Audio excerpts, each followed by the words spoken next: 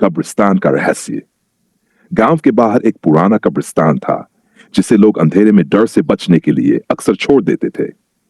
एक रात एक युवक राघव अपने दोस्तों के साथ उस कब्रिस्तान की ओर बढ़ा, यह सोचते हुए कि वह सब डर को मात देंगे। जब वह कब्रिस्तान के भीतर पहुंचे तो एक पुरानी खंडहर जैसी कब्र की ओर उनका ध्यान खींचा। राघव ने दिलचस्पी दिखाते हुए कब्र को खोदने का मन बनाया और जैसे ही उसने मिट्टी हटाई, अचानक कब्र से एक तेज चीख सुनाई दी। हर कोई डर के मारे सहम गया।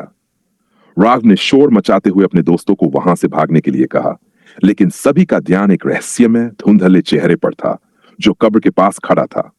यह चेहरा जैसे ही पास आया, वह युवक एक अजीब सी आवाज में बोला, तुमने मुझे क्यों जगाया?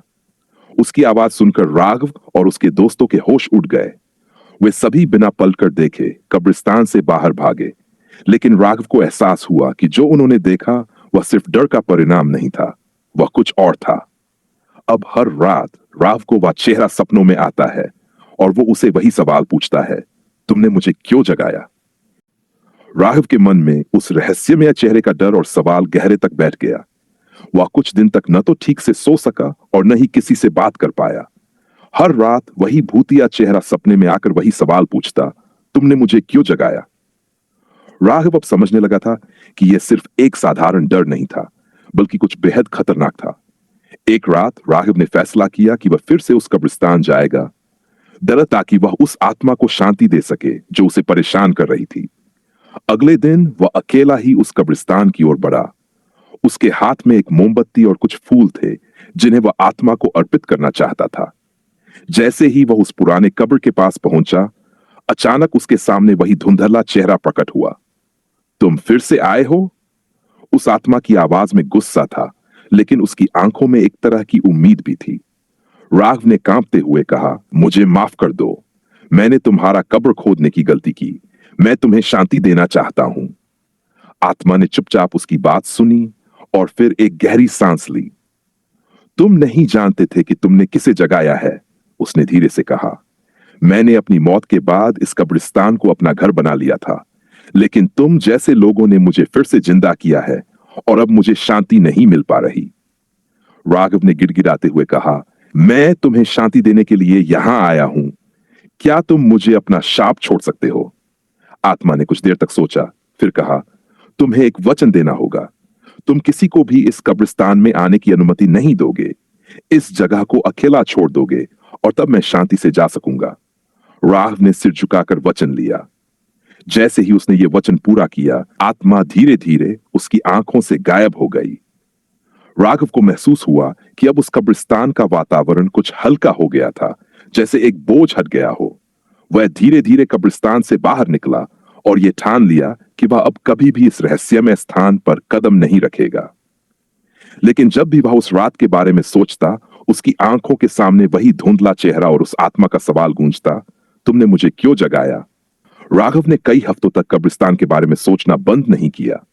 वह हर रात उस भूतिया चेहरे को अपने सपनों में देखता और उसके मन में वही सवाल गूंजता रहता, तुमने मुझे क्यों जगाया? हालांकि उसने आत्मा से वादा किया था कि वह कब्रिस्तान में कभी नहीं जाएगा, लेकिन एक दिन उसकी जिज्ञासा उसे फिर से उस खौफनाक स्थान पर ले आई। राघव को एहसास हुआ कि अगर उसे अपनी मानसिक शांति चाहिए तो उसे यह रहस्य पूरी तरह से हल करना होगा। उसने तय किया कि वह उस कब्रिस्तान के बारे में और जानकारी जुटाएगा ताकि वह जान सके कि वह आत्मा कौन थी और उसे शांति क्यों नहीं मिल पाई। वह कब्रिस्तान के पास स्थित गांव के बुजुर्गों के पास गया जो पुराने समय के बारे में बहुत कुछ जानते थे। एक बूढ़े आदमी ने राघव से कहा, तुमने एक बहुत बड़ी गलती की है बेटा। वह आत्मा तुम्हारे लिए एक चेतावनी थी। वह एक प्राचीन कब्रिस्तान का प्रहरी था। वह पहले यहां शांति से रहता था, लेकिन एक समय आया जब कुछ लोगों ने उसकी कब्र खोदी थी और वह बदला लेने के लिए लौट आया। बुजुर्ग ने राघव को बताया कि वह आत्मा एक निर्दोष व्यक्ति था जिसे धोखे से मार डाला गया था और उसकी आत्मा ने इस कब्रिस्तान को अपना घर बना लिया था, लेकिन अब वह बदला लेने के बाद शांति की तलाश में था। जो कुछ भी तुमने देखा था, बुजुर्ग ने कहा, वो उसका बदला लेने का तरीका था। राघव को समझ में आ गया कि वह आत्मा न केवल खुद के लिए शांति चाहता था, बल्कि उसने पूरे कब्रिस्तान को उस शांति की तलाश में डुबो दिया था। अब राघव को एक और रास्ता अपनाना था ताकि वह आत्मा को उसकी असली शांति दे सके। अगली रात राघव फिर से कब्रिस्तान की ओर बढ़ा, लेकिन इस बार उसके पास सिर्फ फूल और मोमबत्ती नहीं थी। उसके पास एक पुरानी किताब थी जो उसे बुजुर्ग ने दी थी। वो किताब जो एक विशेष तंत्र मंत्र का हिस्सा थी, जो उस आत्मा को शांति देने में मदद कर सकती थी। राघव ने उस किताब में दिए गए निर्देशों को ध्यान से पढ़ा और आत्मा से माफी मांगी। साथ ही उससे वादा किया कि वह कब्रिस्तान की सुरक्षा हमेशा के लिए करेगा और किसी को भी उसकी शांति में विघ्न नहीं डालने देगा। जब उसने वह मंत्र पढ़ा तो एक तेज रोशनी कब्रिस्तान में फैल गई और वह आत्मा फिर से सामने आ गई।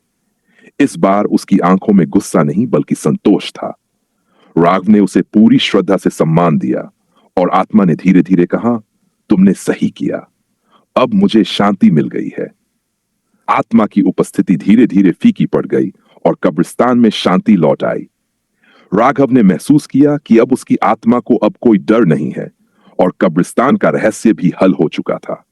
राघव ने अपना वादा निभाया और कब्रिस्तान को फिर से कभी नहीं छोड़ा। अब वह जानता था कि हर जगह का एक इतिहास और एक कारण होता है और कभी-कभी हमें उन रहस्यों का सम्मान करना चाहिए जो अतीत से जुड़े होते हैं।